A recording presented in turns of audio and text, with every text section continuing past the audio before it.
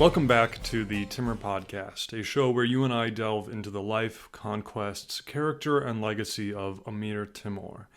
As we discussed a few weeks back, I am trying to release a new episode every 2 weeks, and unfortunately, as you may have noticed, it's been 3 weeks since our last release, and I do apologize for that. The main reason for this is I came across some additional material for this episode that wasn't directly related to Amir Timur's history, but it was history that I deemed worthy of a conversation and wanted to dive into a little bit myself with the research and then add it to this episode. So it took an extra week, but we are here, and more on that later. But we do have a lot to get through today, so let's just dive right into this thing. When we last left the Emir in the end of the year 1374 and beginning of 1375, he had just returned from a recent war with his eastern neighbors, Moghulistan, and then had successfully dealt with a plot that tried to assassinate him. The war with Moghulistan had been a great success, but the Khan of the Moguls, the man named Kamaruddin, had escaped. That fire had not yet been quenched. But as for the conspiracy to end Timur's life, it had been squashed. Yes, the conspirators had all been put to the sword, with the exception of a guy named Adil Shah, who had repented and then been forgiven by Timur. But if we have learned anything, it's that the Emir is not one who likes to sit around. And if you're guessing that Timur is now about to invade his neighbors again, then you guessed correctly, because it is now the spring of 1375, and it's time to gather the army again. So, for the third time, Timur turns his gaze northwest to his other neighbor, the Sufi dynasty of Khwarezm or Khwarezmia. Now, yes, a brief peace had been established between these two powers not too long ago with the marriage of the Princess Khanzada with Timur's son Jahangir, but Timur decided to invade again anyway. As for the casus belli justifying this third invasion, historian Sharaf al-Din Ali Yazdi only says this: "The invasion began because of Timur's good fortune and his wise conduct in foreseeing the success of affairs." Now, come on, Yazdi, you're kind of letting me down here, brother. Your writing style is one of my favorite things, but that little sentence does not excuse Timur's breaking of a peace and new invasion of Khwarezmia. But unfortunately, that's all we're given, at least on the surface. But under that surface, I'm guessing there were a few different reasons why Timur decided to break the peace and invade Khwarezmia. First of all, yes, there had been a peace and a marriage arrangement between the two factions, but peace with Timur was only ever a temporary arrangement. War was a seasonal cycle for Timur, and peace was just the short breaths in between. Historian René Grousset writes about this somewhat passive-aggressively. I just love it. You can just hear how annoyed he is when he's describing this pattern in Timur's life. And I think I've used this quote before, but it's just so good, so here it is again. "There is nothing here of Genghis Khan's straightforward planning. Tamerlane's expeditions followed upon one another higgledy-piggledy. Because unlike Genghis Khan, who made a clean sweep wherever he went, Tamerlane at the end of every successful campaign left the country without making any attempts for its control."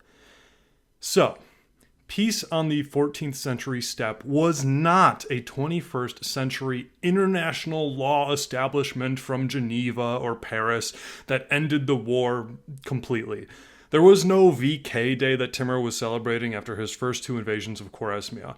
Both Timur and Khwarezmia knew that it was only a matter of time before fighting broke out again.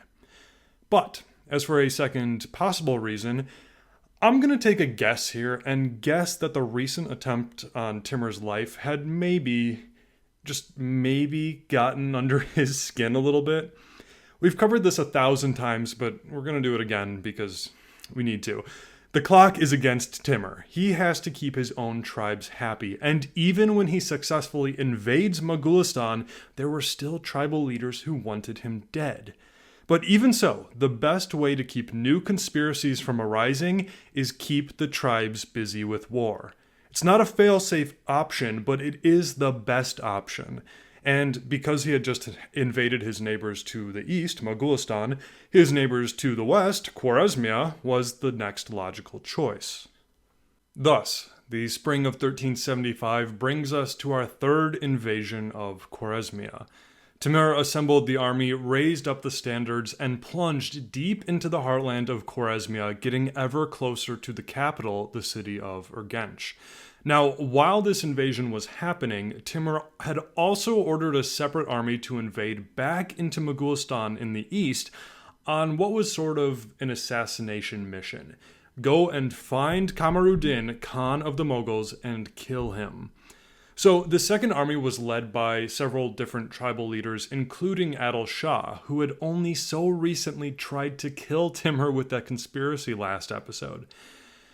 Now, whether or not this army was obeying Timur's commands by traveling into Moghulistan, or they had just gone to the Mughals in order to defect, is sort of up for debate. Our sources, of course, tell us that it was Timur who ordered this army eastwards, but this may have been just added later to make the inevitable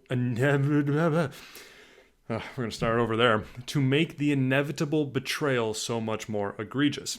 In the end, it's not too important whether or not Timur sent them, because here's a spoiler alert: Adil Shah and the other leaders of this second army almost immediately turn against Timur and ally with the Mughals. This army of rebels, many from the Jalair tribe, took advantage of Timur's absence, and instead of marching east to fight the Mughals, they began to lay siege to Timur's capital, Samarkand. Now, the citizens of Samarkand were very loyal to Timur. Remember that while the loyalty of the tribes under Timur is something that is always in question, the settled population, those living in cities and towns, were generally very loyal to Timur, at least in the beginning, because Timur's reign brought stability. Stability brought trade, and trade brought all sorts of benefits. And then on top of that, this is Timur's capital city, where all of his family is, where he brought back his plunder from war, where his closest friends and advisors lived. The city is on his side. So, thus, the people and garrison of Samarkand build up the ramparts and they defend against the rebels in the hope that Timur would return soon and save them. But Timur is hundreds of kilometers away in Khwarezmia, and the invasion here is going fine, sure. Timur and his army have been able to loot and pillage the countryside, but there hasn't been any decisive pitched battle or siege, and Timur still hasn't made it all the way to Urgench, which was the capital city of Khwarezmia. But although there had been no decisive battle, there had been ongoing skirmishes between the scouts and whatnot, probably beginning as soon as Timur crossed the border.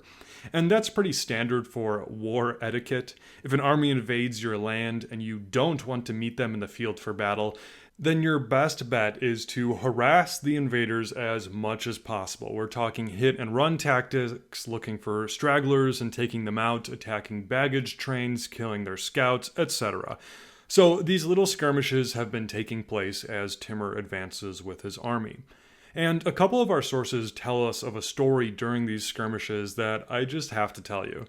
So our sources introduce us to a man named Pulad, who was fighting for Timur probably as a mounted scout or a part of the vanguard unit. And during some of this scouting, Pulad is attacked by several Khwarezmians. One of these Khwarezmians was a tribal leader or captain named Turkan. And so Turkan begins fighting with Pulad. This battle eventually leads into a chase between Turkan and Pulad, both on horseback, shooting arrows at one another while they're in this chase. And eventually, during this chase, Turkan's horse became exhausted, so he jumps off and he begins shooting at Pulad while on foot. Now, we've discussed just how accurate these guys were with a bow, and Turkan shows us this. Pulad is closing in on his horse, almost on top of Turkan, when Turkan's first arrow hits Pulad's horse in some vital area. Pulad is thrown onto the ground as his horse collapses, and before Pulad could even get up, a second arrow crashes into his helmet, but thankfully for him, only grazes his head. Duklat Muhammad Haidar, one of the authors of one of our sources, tells us that then Pulad, becoming more furious, made a bold rush at him, and they wrestled on the ground for some time.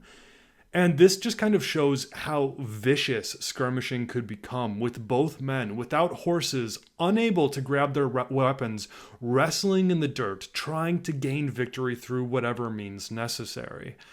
But after a short while of this, we're told that Pulad was able to throw Turkan off of him, then pulled out his sword and in a swift motion cut off Turkan's head and exclaimed, "Long live Amir Timur." Turkan's head, along with the head of his brother, were then brought to Timur and thrown at his feet. Now, is this little story significant in the grand scheme of things? No, not really. I mean, it's quite possible that it never even happened. But I love that some of our sources who focus on somebody as monumental as Timur sometimes take a few sentences to give a shout out to the bravery of some random warrior. And speaking of, we will hear from this guy Pulad one more time actually in this episode, but for the moment, let's return to the Third Invasion of Khwarezmia. Well, it's over. That's about it. Timur's Third Invasion of Khwarezmia finishes much like his second. No huge decisive battle, no huge victory, just a few little skirmishes here and there. Because before Timur can make it to the Khwarezmian capital of Urgench to end things here once and for all, messengers arrive telling him that some of the tribal contingents back home have rebelled and are laying siege to your city of Samarkand right now. If Timur loses his capital, not only would that put his family, his friends, and advisors in jeopardy, but it would also be a huge, maybe even deadly blow to his political clout. If this so-called Amir can't even protect his own capital, then why on earth should we continue to follow him? Things like that. So Timur wastes no time in turning around his army and heading back home at full speed. And like we saw last episode, Timur sent his son Jahangir ahead with the vanguard with commands to save Samarkand and destroy the rebels if he should meet any. Adil Shah and the other rebels, meanwhile, had decided that taking Samarkand would likely be either impossible or come at too great of a cost. So the rebels decided to march west instead, with the aim to defeat Timur in the field.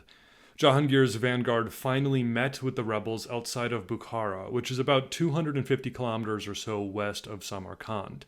Now, details are a little fuzzy as to whether or not Timur was here. It might have been Timur with the full army, or just Jahangir and the vanguard. Muhammad Haidar takes the stance that it was just Jahangir, but Yazdi seems to imply that it was Timur. Either way, we can't be entirely sure. But regardless, battle between the two armies began. And Yazdi says this: "Each party put their troops in order, kettle drums were heard on all sides, and the battle began." And then for a second time in this episode, Yazdi lets me down again because those are all of the details we're given about this battle. He spent a whole paragraph describing the intricate duel between Pulad and Turkan only a few moments ago, but then he decides to just skip this whole battle between Timur's forces and the rebels. I'm not bitter, Yazdi. I still love you. And I guess this is bound to happen sometimes when you're writing decades after the actual events, but I am a little disappointed. But anyway, Timur's forces, whether led by him or his son Jahangir, they are victorious. The rebels are scattered and put to flight. Many of them are cut down. Many start surrendering and pledging their new allegiance to Timur. And some flee eastwards. Among those fleeing to the east was Adil Shah, who had been spared by Timur during his first conspiracy, who had now survived in battle during this rebellion, and was now running from Timur as fast as possible, because we all know that should this man be captured, there would be no second chance given to him. And as we see time and time again with steppe politics, changing sides and allying with previous enemies was somewhat normal and expected. So Adil Shah fits this pattern by fleeing straight to Moghulistan, where he pledges loyalty to Timur's old enemy, Kamaruddin of the Mughals. But this pretty much signifies the end of Timur's third invasion of Khwarezmia and the crushing of yet another rebellion against him. So, thank you for listening to the Timur Podcast, and I will see you next... Nah, I'm just kidding. We've got way much more to talk... Wow, what a terrible sentence! That joke, I was almost... Okay. Again, my inability to speak ruins attempted humor. Okay, moving forward, we've got a lot more to talk about. It is now the late spring or summer of 1375. Timur is back in Samarkand, comfortable with how recent events have played out, even if his invasion of Khwarezmia had not been conclusive. But this is when a messenger appears in Timur's court. This man may have been a diplomat sent from Kamaruddin himself and the Mughals, or he may have been one of Timur's own subjects, or perhaps we have different cases of different men sharing the same message. Either way, the message was this. Kamaruddin, allied with Adil Shah and several other men who had been involved in the recent rebellion, they have crossed into Timur's territory in the Fergana Valley and have sacked the city of Andijan. Andijan was a city that was under Timur's protection, and it was situated all the way at the easternmost part of his empire at this point. So now the Mughals have brought the fight to Timur. There were Mughal warriors riding through Transoxiana right now. Okay, so if you'll remember way back, I shared with you that whenever we come across a particular city or region in this podcast, I want to try and give a kind of brief introduction to that city as it was in history and how it is today. I found that for me personally, it is way too easy to get swept away with the narrative, worried about what happens next in the story, and then kind of, disassociating from the actual names and cities of people because there are just so many in Timur's story. But we have to remember that these are real places and real people and real events that matter to all of us. Further, Central Asia is somewhere that often gets overlooked in history or geography studies, and I'm not a big fan of that. And I'm also not a big fan of the guys doing construction work in my front closet, so if you hear electrical equipment, I apologize for that. You know what, I'm just going to pause here and come back when they're done. Sorry about that, so we're back. So anyway, okay. As we come across new places in our story, I will try to dive into those places a bit more for all of us. So, as I was writing this episode, we come across the city of Andijan, which the Mughals are now attacking. And I started diving into the history of this city a bit, and I very quickly discovered that the history of this city, particularly the recent history of Andijan, deserves more than a few sentences. As such, a significant portion of this episode will be covering recent history in the city of Andijan, and it's not really connected to the history of Timur at all. But so for the time being, we're going to continue with Timur, but then at the end of this episode, if you're interested, we'll talk a bit more about the city of Andijan. So that's the plan, and it's also the reason why it took me a little bit longer to get this episode released on time. I kind of went down a rabbit trail, but it was important. Until then, though, let's return to Amir Timur. So it is the late spring, early summer of 1375, and Kamaruddin, Khan of the Mughals, has invaded the easternmost regions of Transoxiana, that is Timur's realm. The city of Andijan, a rich city sitting on the Silk Road and under Timur's protection, is sacked by the Mughals, and Timur, furious at this insult, spurred his army on to meet Kamaruddin in battle. Unfortunately, though, Timur's son, Jahangir, became sick and had to stay behind in Samarkand. It's unclear whether or not this was a sickness or possibly a wound from previous battles, but Jahangir was unable to accompany Timur on this campaign. It was probably a sickness, that's what most of our sources imply, but we don't know for certain. Anyway, back to the invasion on hand. Kamaruddin was not too eager to meet Timur in a pitched battle. After all, Kamaruddin had pretty much met defeat after defeat when facing Timur's forces. So battle here might be foolish for the Mughals. Thus, Kamaruddin split his forces up into smaller divisions and then ordered these groups to retreat back into Moghulistan. In response, Timur, who was closing in with the army, divided his forces as well in order to pursue the various Mughal detachments. Timur's forces followed the Mughal soldiers back into Moghulistan, and this is usually classified as Timur's third, or fourth, depending on the source, invasion of Moghulistan. But for the sake of consistency, I'm going to call it the Third Invasion of Moghulistan. But anyway, the Mughal retreat back into their own territory was actually a calculated strategy, because Kamaruddin decided that no, he probably didn't want to risk defeating or fighting Timur in the open field. But perhaps if he simply cut off the head of the beast, the entire beast would die. Thus, Kamaruddin, along with about 4,000 horsemen, we're told, probably the finest troops in the Mughal army, they set a trap for Timur himself. While the majorities of both armies were busy pursuing and being pursued elsewhere, we're told that Timur had with him only about 200 to 300 of his best soldiers with him personally. That's redundant, but there we go. So this proved to be a mistake when Timur found himself walking directly into Kamaruddin's ambush. Perhaps this could have been avoided if Jahangir had been here scouting ahead, but regardless, it was too late. Kamaruddin unsheathed his sword and charged his men straight for Timur and his bodyguards. The ambush had been successful. It was now a battle of 200 to 300 men with Timur against Kamaruddin's 4,000 men.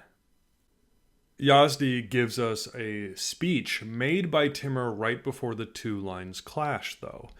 Now, Yazdi was not present at this battle as he was writing this decades after the events. Further, ambushes typically don't allow time for giving inspiring speeches. So, did this speech actually happen? I'm leaning towards no, but nevertheless, Yazdi rarely gives us quotes directly from Timur, so when he does, that's kind of a big moment. And even if the speech did not happen, it can still be valuable to us because it gives us this glimpse of how people interpreted Timur's leadership style, his ability to rouse the soldiers, even years later. Plus, it's a great speech, so here it is. Yazdi tells us that Timur looked to his men and said the following: "Victory is the gift of God, and a multitude of soldiers don't always gain the advantage. My friends, we must fight like brave men. The least cowardice on our side will make us lose the day, for in the present conjuncture we are obliged to risk everything." And with that, the ambushed Timurids let out their own war cries and crashed into the charging Mughals. Timur and his men charged in like lions, we're told, with Timur himself leading with bow in one hand and a battle axe in the other, striking down anybody who dared to oppose him.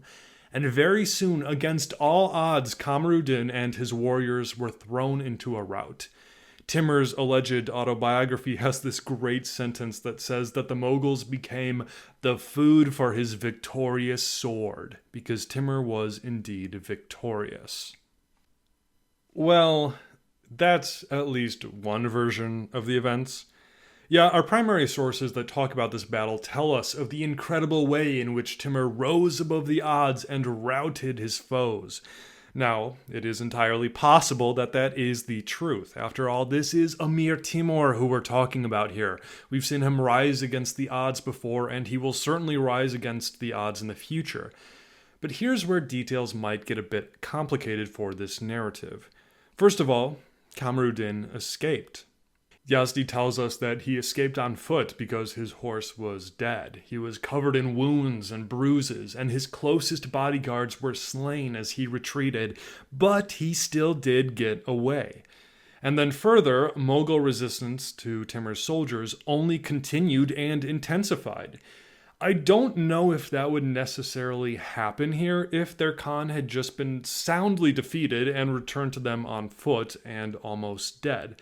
Now, maybe this is what happened. It's certainly a possibility, but historian René Grousset seems to think that no, what actually happened is that it was Timur who was routed by the ambush, and that it was Timur who barely survived, fleeing the scene on horseback, trying to get back to the rest of his army.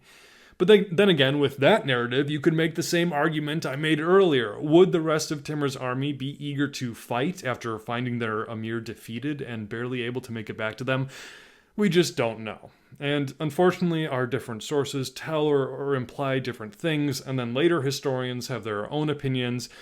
But here is what we do know about this invasion. Both Kamaruddin and Timur survived the ambush encounter. The third or fourth invasion of Moghulistan ended soon thereafter, and Timur returned back home. The war was indecisive as both rulers remained alive. This is what we know. But during these later stages of the invasion, as the fighting is mostly wrapping up, we're given another little story about that man named Pulad who we met earlier. It turns out that Pulad was here in Timur's army as well, and that while Timur's forces were retreating or returning back home to Transoxiana, Pulad was in the rear, possibly covering the retreat. And in this fighting, Pulad was shot with an arrow in the hand, but continued to fight the Moguls. Yazdi tells us that Pulad was on the defensive when, as Yazdi calls them, some things caught fire, and Pulad eagerly began trying to combat this fire. Now, these things, that's literally the word, we're not told what they are, but it sounds to me that they might have been parts of the camp or parts of the caravans of Timur's army, implying that Pulad was probably on the defensive, maybe trying to cover Timur's retreat. Again, we just don't know whether Timur was just returning home or retreating. Regardless, Yazdi tells us that this brave warrior, wounded in his hand, rushed to put out the fires and either bled to death or was consumed by the flames while doing so. Pulad, a dead hero who had served his Amir to the very end. Again, that's about it. And who knows if this guy even ever existed. But there's no doubt men with similar stories to Pulad's, and since Yazdi offers the example of his life, I had to tell it. But with that, so ends Timur's third, or fourth, depending on the source, invasion of Moghulistan. For now, Kamaruddin would remain ruler of Moghulistan, and Timur would return to Samarkand. While traveling back home, we're told that Timur had several nightmares about his son Jahangir. In one of these dreams, Timur and Jahangir were in a boat when the boat began to sink, and Jahangir was thrown into the crashing waves. Timur reached out his hand to grab Jahangir, but Jahangir fell beneath the waves and was lost. Thus, Timur ordered the next morning that everybody return to Samarkand as quickly as possible because he feared the worst for his son who he had left sick back at the city. Now, it is possible that this dream, or others like it, were what prompted Timur to stop this invasion of Moghulistan and return home. This is what is sort of implied by the Zafarnama, or Timur's alleged autobiography. But if you were more critical, like some of our other historians, you'd ignore the dreams and say that Timur was forced back home because of the ambush and the stout defense put up by the Moguls. Maybe he even lost this invasion. Again, we just don't know. All we do know is that Timur and his army returned home from the Third Invasion, being somewhat of a stalemate. But as these men approached Samarkand, they were met by the entire population of the city coming out to meet them. Timur's family, his officers and governors, the wise men, the Muslim leaders, the craftsmen, the slaves, the guards, the merchants, all were dressed in black, and all were wailing in grief. Jahangir was dead. The sickness that had befallen him had proved to be too much. And we're told that the people cried out the following to Timur. What a pity it is, the pious and just conqueror Jahangir appeared as a rose, which was then blown away by the wind. What a pity it is that death has thus cast this prince into the grave.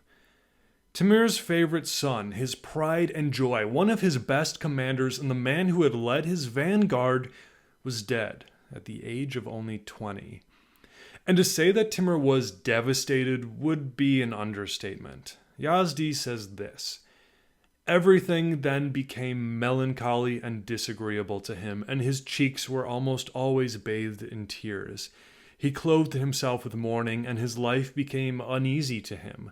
The whole kingdom, which used to be overjoyed at the arrival of this great emperor, was turned into a place of sorrow and weeping. A great funeral was held for Jahangir, and he was buried at Timur's home city of Kesh. A large and beautiful mausoleum was constructed, and Jahangir's body was placed inside. And interestingly enough, you can actually still visit this mausoleum today, and it's one of the best surviving buildings from the Timurid era. But Timur was inconsolable. Nothing brought him joy. The whole kingdom was in mourning. For example, one of Timur's uncles, who was apparently quite wealthy, was so devastated by this death that he realized that all life was fleeting. And so this man gave up all earthly things and told Timur that he was traveling to the holy city of Mecca in order to focus on more spiritual matters with his remaining days. Another story tells us that the entire army, when first hearing about the death of Jahangir, all of them, thousands of warriors with their horses, became completely silent and sat down. Picture that, an entire army completely quiet and sitting on the ground in silent mourning. Everybody knew who Jahangir was, and everybody knew how important he was to Timur. What followed was sort of an uncharacteristic era of peace during Timur's reign. He had no desire, at least for a short while, to pursue conquest. We're actually told by Muhammad Hayyar that Timur wasn't even trying to rule. His own advisors had to come to him and beg him to run his empire, but all that Timur could do was grieve. But life and history is strange at times. Yes, Timur had lost his son Jahangir, but he still had 3 other sons, some of whom we will meet soon. Further, Jahangir had left a son behind, and a second son would be born 40 days after his death. One of these sons would become a new favorite for Timur and an important player in the rest of the story. And finally, Timur didn't know this, but at this very moment, a young man was on his way to Timur's court from the northern steppe of the Golden Horde. This man will be one of the biggest characters in Timur's story and will become like a son to the great Amir. But unfortunately, we're going to have to meet him next time. As for now, it is time to bring this portion of the episode to an end. But we're not quite finished with the episode. Earlier, we talked about the city of Andijan, which was under Timur's protection when it was attacked by the Moguls. And I wanted to give a quick look into the city as well as discuss a recent event that took place here. So, if you look at a map of Uzbekistan today, you'll find Andijan all the way to the easternmost tip of the country, lying in the Fergana Valley right on the border with Kyrgyzstan. Today, Andijan is the 4th largest city in Uzbekistan with about 500,000 people living there. The city lies on what was once the Silk Road, which made the city rich and important for much of its history, with trade between China and the Middle East and Europe traveling on this Silk Road. We're not entirely sure how old the city actually is, but some archaeology has found objects dating back to the 7th and 8th centuries, but it's of course entirely possible that it predates those finds too. Throughout its history, Andijan was always an important city in the region, but unfortunately often found itself torn between several very strong spheres of influence that meet here.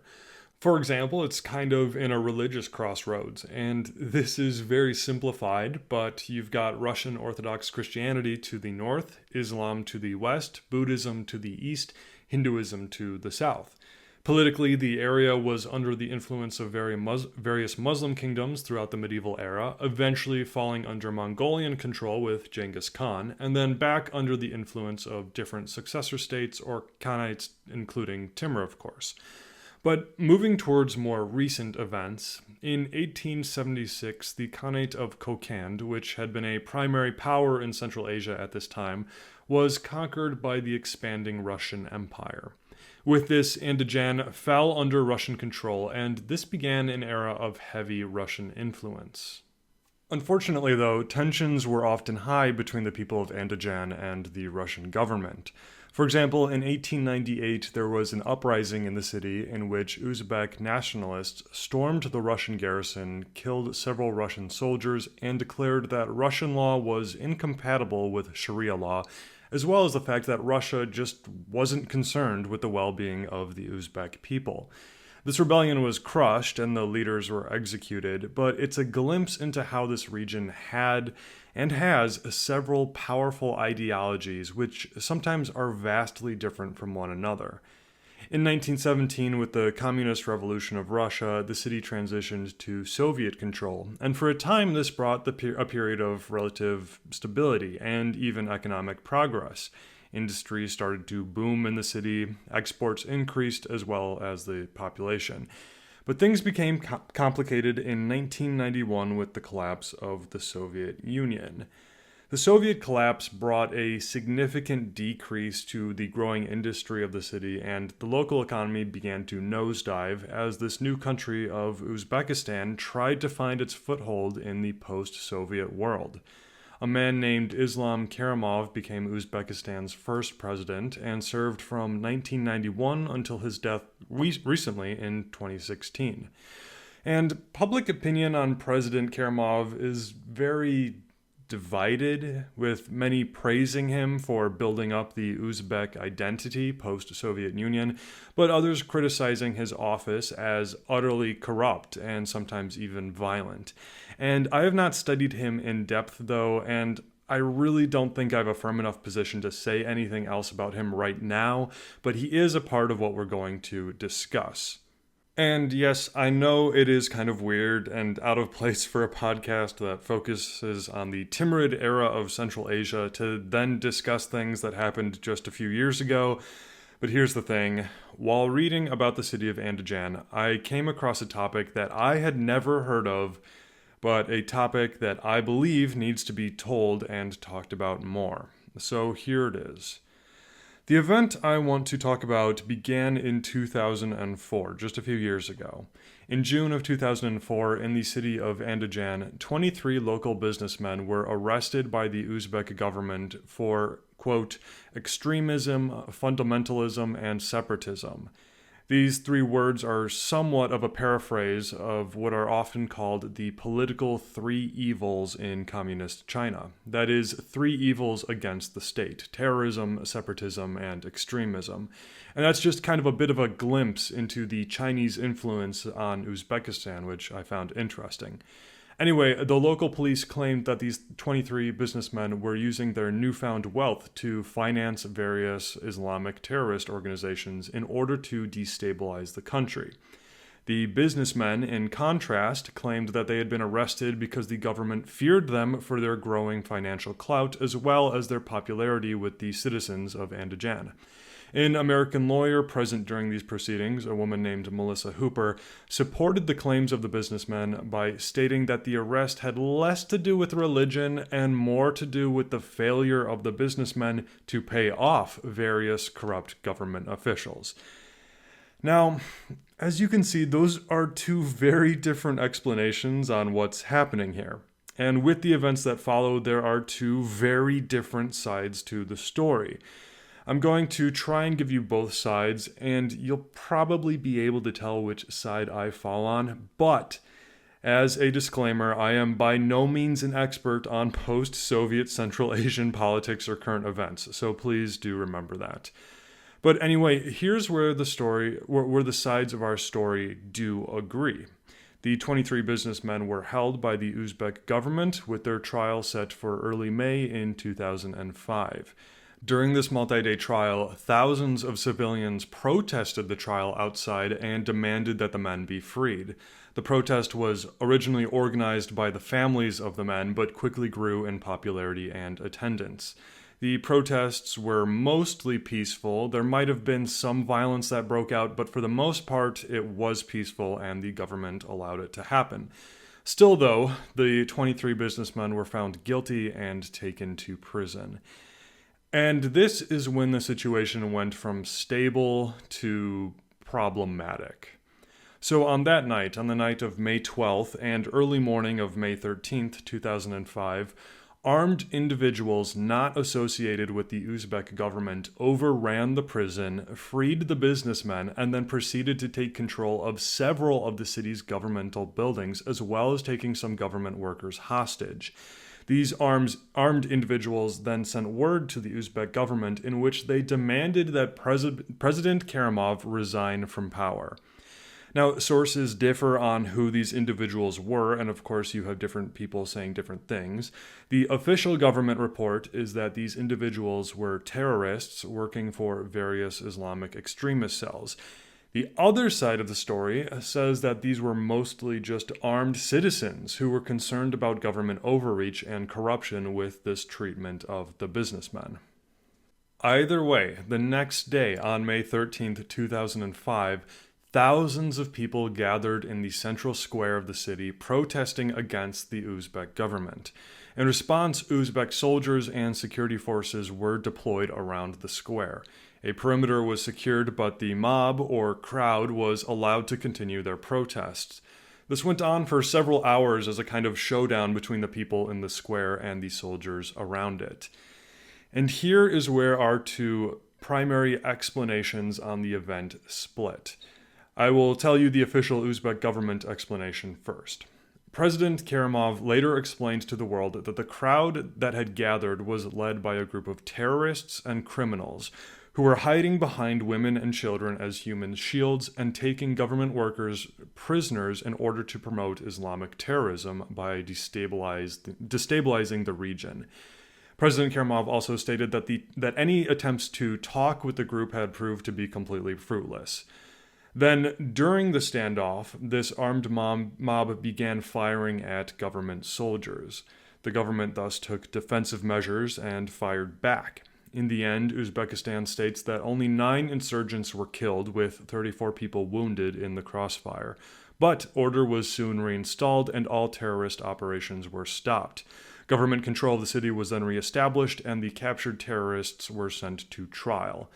Now, again, I am by no means an expert on this situation. I wasn't there. I didn't even know this happened until a week ago.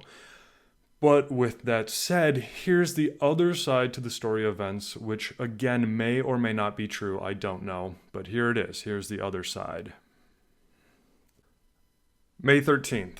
The 23 businessmen are freed with the prison break. Armed civilians take over much of the city. But instead of this being a terrorist operation, this was more of a populist movement. During the day, thousands of citizens gather in the main square, encouraged by the momentum of this anti-corruption in the government movement. The vast majority of these citizens are unarmed. They are men, women, and children of all ages. They set up loudspeakers to speak out against government corruption and the brutality of its leaders. When the army arrives, the protesters remain primarily peaceful and even raise their arms in the air to show they are unarmed. There are some small skirmishes that break out in other parts of the city between armed civilians and soldiers, but the thousands in the central square remain peaceful. Demands are made that President Karimov resign along with his corrupt establishment. The people stay here and protest all day, with rumors beginning to circulate that the president himself is on the way to address them. These rumors may have even been told to them by the military or other government agents. Sources, of course, differ quite a bit. But President Karimov never comes. Instead, during the evening of May 13, 2005, the Uzbek military opens fire on the crowd. The civilians were mostly unarmed and surrounded. The Uzbek military unloaded on them with machine guns, sniper rifles, and armored cars. They shot into the crowd without discrimination, hitting men, women, and children. As the scene broke down into complete chaos, the army continued to close its perimeter, deliberately finishing off any wounded civilians they came across. 400 to 600, or possibly as many as 1,500 civilians lay massacred. In the next few days, thousands of civilians tried to flee the country and enter nearby Kyrgyzstan, but were denied access at the border.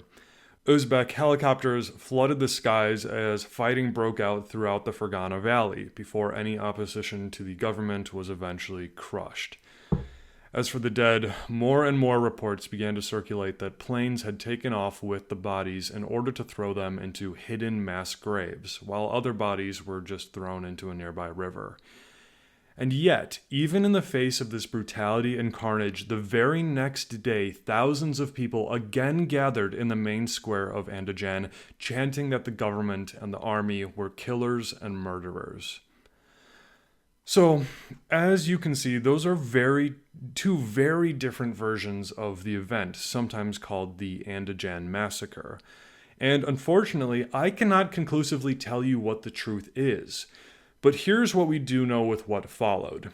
Uzbekistan kicked out foreign journalists, as well as dozens of international organizations, including international aid groups. Further, the local radio stations were shut down and access to Andijan was denied to any Western news sources. In October 2005, Uzbekistan held closed trials for individuals who had been captured by the government, but their names as well as their trials were kept from the public. The government of Uzbekistan cited the entire event as a terrorist plot that had been successfully shut down by the army. The death toll was 9 terrorists. Further, the Shanghai Cooperation Organization, which is an organization between Russia, China, Kazakhstan, Kyrgyzstan, and Tajikistan, agreed to this narrative and decided that these countries would close their borders to any refugees or, as they said, fleeing terrorists. And because of Russia and China's support of the Uzbek government and their powerful sphere of influence in Central Asia, no international investigation was ever begun. Perhaps the official report is correct. It could be. But here's the thing. There are plenty of videos and pictures claiming to portray the massacre. And if you do search for these on your own, be warned, they are horrific. But in several of them, you can clearly see dozens of civilian bodies, as well as hear automatic weapons being fired, which seems to support the second of the two versions I told you. Further, a man who claimed he had been an Uzbek secret serviceman during the event defected to the United Kingdom and agreed with the narrative that the massacre was indeed a massacre. Further, he stated that President Karimov had personally given the order to fire on the civilians and that the government was eager to use this opportunity to squash any opposition to their power in the city of Andijan. Whether this is true or just Western propaganda, I will leave you to decide. Again, I want to stress I am by no means an expert on these events. I cannot tell you what really happened, but I will tell you this. I knew as soon as I read about this, it needed to be included in this episode.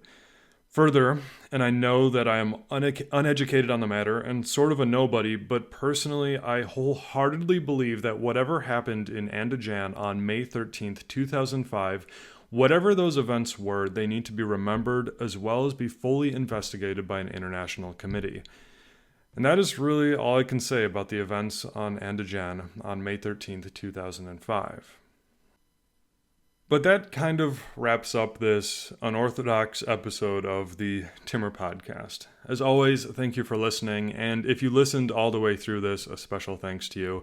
Feel free to reach out to me at any time or for any reason at timurpodcast@gmail.com or under Timur Podcast on Twitter or Facebook. I still have some people I need to respond to, but I am getting there, so thank you again for your patience with that.